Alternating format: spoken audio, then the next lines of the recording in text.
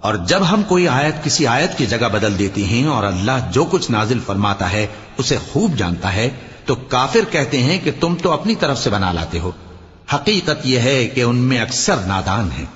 کہہ دو کہ اس کو روح القدس تمہارے پروردگار کی طرف سے سچائی کے ساتھ لے کر نازل ہوئے ہیں تاکہ یہ قرآن مومنوں کو ثابت قدم رکھے، اور حکم ماننے والوں کے لیے تو یہ ہدایت اور بشارت ہے۔ اور ہمیں معلوم ہے کہ یہ کہتے ہیں کہ اس پیغمبر کو ایک شخص سکھا جاتا ہے، مگر جس کی طرف تعلیم کی نسبت کرتے ہیں اس کی زبان تو عجمی ہے اور یہ صاف عربی زبان ہے۔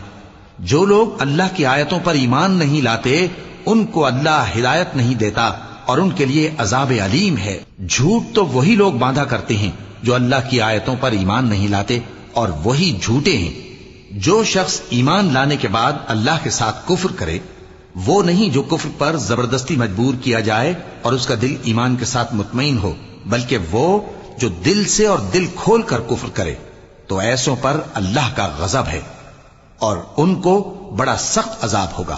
یہ اس لیے کہ انہوں نے دنیا کی زندگی کو آخرت کے مقابلے میں عزیز تر رکھا، اور اس لیے کہ اللہ کافر لوگوں کو ہدایت نہیں دیتا۔